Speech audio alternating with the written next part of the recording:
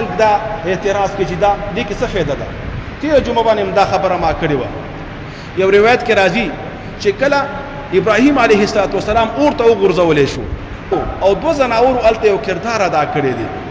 یو پکې یو مارغه چې هغې باره کې بعضې علما وایي چې بلبل و، بعضې وایي چې بل مارغه و. وایي هغه په خپل مخوک او چونچ کې اوبه راوړلې، یوه قطره او په هغه اور به یې غورځولي. نو بعضې علما او محدثینو دې باره کې لیکلي دي چې دې مارغه که بلبل دی یا بل مارغه دی په دې چونچ کې لږې غونتې یوه قطره اوبه راوړي نو په دې څه فایده رسېدله؟ د ابراهیم علیه السلام باندې چې کوم عظیم اور لګېدلی و نو هېڅ فایده یې نه ورکوله. نو هغې باره کې علما فرمایي چې دې مارغه په زړه کې یو درد او دوستی و د ابراهیم علیه السلام سره، هغې سره په زړه کې محبت و. نو د خپل وس مطابق د دې دقه وس کېده او یو قطره اوبه یې راوړلې او په هغې باندې اچولي. اگر چې په دې سره څه نه کېدل لیکن د ده دا وس و. نو زمونږ هم چې څومره وس کېږي د خپل وس مطابق تاسو ته ما 10 امور بیان کړل، انشاءالله دوباره به بیان کړم چې په دې باندې زما او ستا غاړه خلاصېږي. نو بلبل هم یوه قطره اوبه راوړله او په هغه اور باندې اچوله. دویم علما فرمایي چې د محبت ابراهیم علیه السلام سره د مارغه چې د الله خلیل دی نو هر ممکن کوشش کاوه چې د کم وس مطابق او رب العالمین فرمایي فتقوا الله ما استطعتم، د خپل وس مطابق د الله نه یره وکړئ، ځان استعمال کړئ په دین کې. یا بل مقام کې رب العالمین فرمایي لا یکلف الله نفسا الا وسعها، د خپل وس مطابق ځان استعمال کوي او الله یو بنده د خپل وس نه زیات په تکلیف کې نه اچوي، نه مکلف کوي.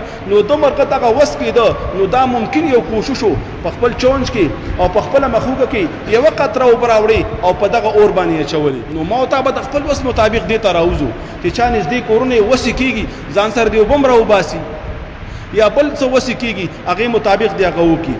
دغه شان زما استاد هم الله پاک په دغه یو قدم باندې چې دوی سره ودرېږو او لږه ګرمي برداشت کړو، کوم فلسطینیان دي هغه پرې خوشحاله دغه مسلمانان زمونږ په حمایت کې او زمونږ په ملګرتیا کې راووتل نو هغوی ته به یو قسم تسلي میلاو شي.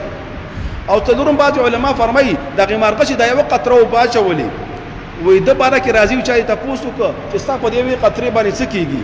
وایي هغه به ویلې وایي قیامت کې زما نه رب العالمین تپوس وکړي چې دغه وخت کې خو ته په دې موقع باندې ژوندی وي او خلکو ابراهیم علیه السلام اور ته واچو، تا څه وسو؟ تا څه کړي دي؟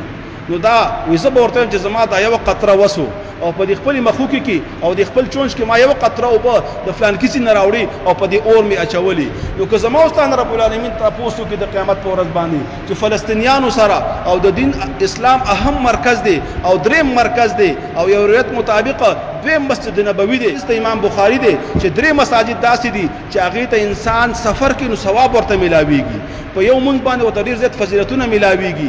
یو بیت الله دی، یو مسجد نبوي دی او بل بیت المقدس دی.